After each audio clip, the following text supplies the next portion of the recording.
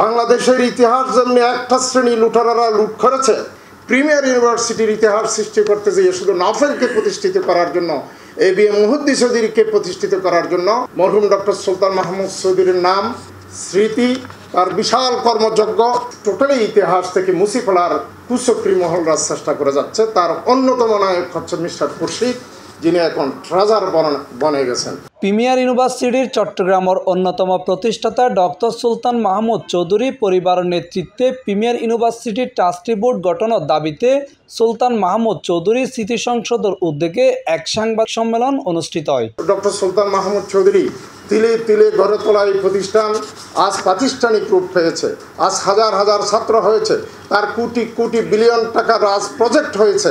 কিন্তু এই সম্পদ ক্ষমতারকে অপব্যবহার করে ব্যারিস্টার নফেল, আমরা ইতিমধ্যে শুনতে পেয়েছি তার বিশাল একটি অংশ লভ্যাংশ নিয়ে গেছে, যা ইতিমধ্যে লিখিত বক্তব্যের মধ্যে তা আছে।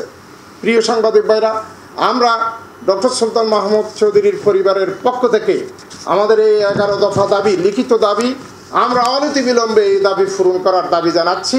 আমরা অনতিবিলম্বে এই ইউনিভার্সিটির ট্রাস্টি বোর্ডকে ডেলে সাজানোর জন্য জোর দাবি জানাচ্ছি। রবিবার সেপ্টেম্বরের 22 তারিখ সকালে চাঁদগাঁও পানামা প্লাজার 3 তলাত এই সংবাদ সম্মেলন অনুষ্ঠিত হয়। অতীতের প্রথম, দ্বিতীয় ও তৃতীয় সমাবর্তন অনুষ্ঠানের সকল কাগজপত্র ও প্রকাশনা বাতিল করে সুলতান মাহমুদ চৌধুরীকে যথাযথ মর্যাদা দিয়ে নতুন করে কাগজপত্র ও প্রকাশনা চাপাতে হবে। উপরোক্ত দাবি দাওয়া অনতিবিলম্বে মেনে নিয়ে যথাযথ ব্যবস্থা গ্রহণ না করলে আমরা সুলতান মাহমুদ চৌধুরীর পরিবার মহামান্য আদালতের দ্বারস্থ হব। 11 দফা দাবি লইয়ে সাংবাদিক সম্মেলন লিখিত বক্তব্য পাঠ করে সুলতান মাহমুদ চৌধুরী, সুডফুয়া সুলতান মাহমুদ চৌধুরী স্মৃতি সংসদের সাধারণ সম্পাদক ও প্রিমিয়ার ইউনিভার্সিটির সাবেক কর্মকর্তা মইনুল কাদের চৌধুরী।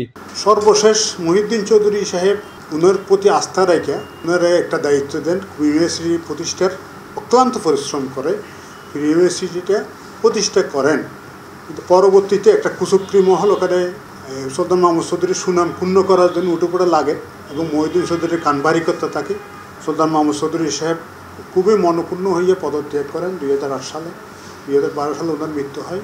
এই সময় উপস্থিত আছেন সুলতান মাহমুদ চৌধুরী স্মৃতি সংসদের সভাপতি AR চৌধুরী বুলবুল, উপদেষ্টা চট্টগ্রাম মেডিকেল কলেজের সাবেক deputy director doctor Rezaul Karim, engineer ফিয়ারুল ইসলাম, আমিরুল ইসলাম চৌধুরী, মইনুল ইসলাম চৌধুরী, চট্টগ্রাম দক্ষিণ জেলা বিএনপির নেতা অ্যাডভোকেট সিরাজুল মুস্তাফা, ইউসুফ বাহার, NK চৌধুরী, ওয়াহিদুর রহমান চৌধুরী, আরিফুর রহমান, মকসুদুর রহমান, আজাদুর রহমান, মাহবুবুর রহমান, শোয়েবুল কুদ্দুস, রুস্তম কুদ্দুস, মিফতাহুল কাদের, শামীম চৌধুরী সহ আরো বহুত কেউ।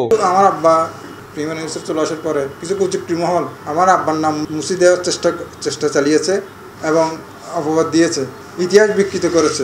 এসব ঘৃণিত অপরাধ একটা ইউনিভার্সিটির জন্য খুবই অপমানজনক। আমি আজকে দীর্ঘদিন বেকার, আমি আজকে বেতন বঞ্চিত। আমি চাচ্ছি আমার চাকরি পূর্ণ বহাল এবং আমার যাবতীয় ক্ষতিপূরণ দিয়ে যাতে আমাকে আবার চাকরিতে বহাল করে। এই জন্য আমি প্রধানমন্ত্রী রেজিস্ট্রার কাছে আমার দাবি জানাচ্ছি। ইতিহাস বিকৃত, দুর্নীতি, লুটপাট ও নারী কেলেঙ্কারির হত্যাকলের বিরুদ্ধে কঠিন ব্যবস্থার দাবি জানাইয়ে তিনি দাবি গজ্জি অবিলম্বে ব্যাগ দাবি না মানা হইলে তারা আদালতের দ্বারস্থ হইব।